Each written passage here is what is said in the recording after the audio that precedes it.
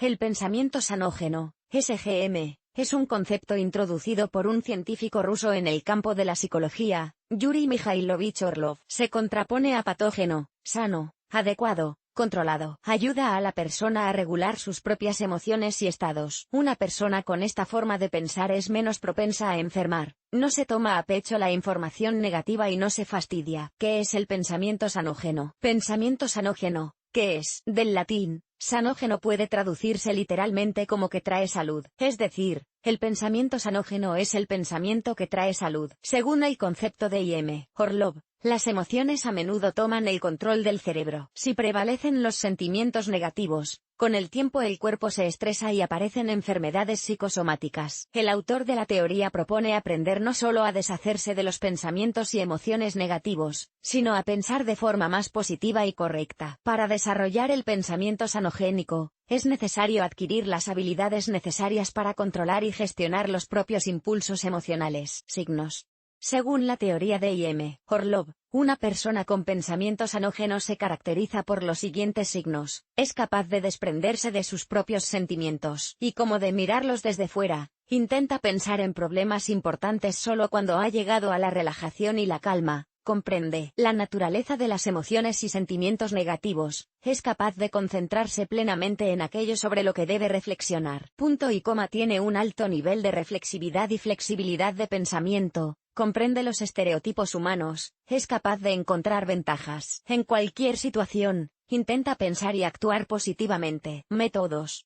Es posible aprender los métodos de pensamiento sanogénico con la ayuda de un psicólogo, pero en ausencia de tal oportunidad, hay una opción para tratar de entender por sí mismo. Con la ayuda de estos métodos se puede aprender a pensar con sensatez y positivamente, y posteriormente, para perfeccionar la habilidad del pensamiento sanogénico a la maestría. Así, se utilizan dos métodos secuenciales para desarrollar y mantener el pensamiento sanógeno. Llevar un diario. Se trata de un diario de emociones. En él debes describir tus experiencias emocionales negativas según un plan determinado. Tomando como ejemplo una emoción como la ira, el registro tendrá el siguiente aspecto: descripción de la última situación que causó ira, y también, descripción detallada de las condiciones en las que se produjo. Una lista de las personas que causan ira. Frente a cada una de ellas, una descripción de las situaciones en las que provocan ira. Analiza cada una de las situaciones registradas según el plan. ¿Qué comportamiento te gustaría ver en esta persona? Descripción del comportamiento actual de esta persona. Registrar pensamientos sobre lo que el individuo debería dejar de hacer para no provocar ira. Una descripción de los rasgos más molestos de este individuo. Responder a la pregunta: ¿cómo debe ser el individuo para no provocar ira? Evaluación de la ira en una escala de 10 puntos. Descripción de las propias defensas psicológicas, y del estilo de comportamiento durante el periodo de ira. En una hoja de papel en blanco, con pintura de un color atractivo, se muestran figuras al azar. Se trata de una hoja de ira e irritación. En la otra hoja también se dibuja una figura arbitraria con el color que se desee. Después se dobla la hoja, se despliega, se añade pintura blanca a la imagen. De nuevo, la ira y la irritación se valoran en una escala de 10 puntos. Si el número es inferior a 3, la situación está prácticamente resuelta. A continuación, tiene que repetir el algoritmo con todas las situaciones que causan esta emoción negativa. Usted puede hacer esto no inmediatamente, pero después de unos días. Autopsicoanálisis. Este método de pensamiento sanógeno implica una reflexión profunda con una elaboración detallada de las propias emociones. Es fundamental para el pensamiento sanógeno y permite apagar las emociones furiosas. Se consigue reexperimentando lo sucedido, mirándolo desde fuera, ridiculizando y reproduciendo la propia situación. El objetivo principal es comprender la propia emoción, sus causas y su poder real. Para empezar el autopsicoanálisis, es necesario relajarse y adoptar una postura cómoda. Después, hay que trabajar según el plan, recordar una situación en la que fue posible sentirse tranquilo y feliz. Elija una de esas situaciones anotadas y trabajadas en el diario de emociones negativas. Léala y evalúe su estado de ánimo. Si está tranquilo, puede continuar, y si siguen surgiendo emociones, vuelva a trabajar la situación. Analiza la situación,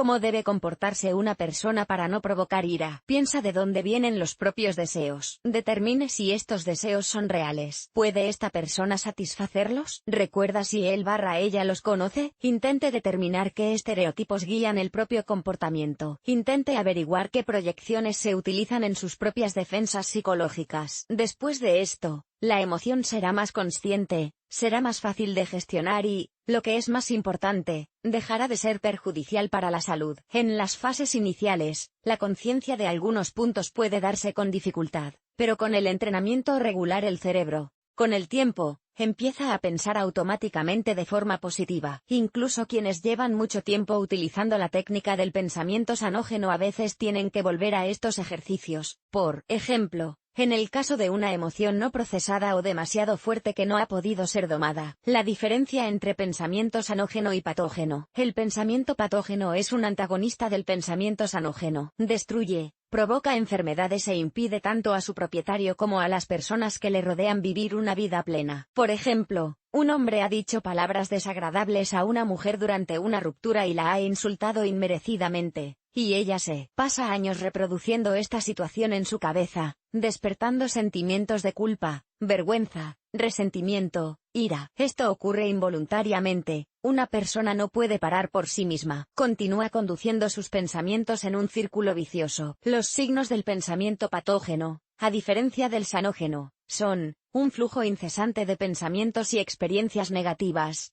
que la persona es incapaz de detener por voluntad propia, incapacidad para mirar la situación y las propias emociones desde fuera, acumulación de negatividad, resentimiento, ira, odio, sin posibilidad de deshacerse de ellos, falta de comprensión de cómo las emociones negativas afectan a la salud, capacidad subdesarrollada de controlar y gestionar las propias emociones y el propio estado. El pensamiento sanógeno permite pensar con claridad, controlar el estado y preservar la salud, mientras que el pensamiento patógeno impide razonar con lógica, controlar las emociones y conduce a la enfermedad. Conclusión.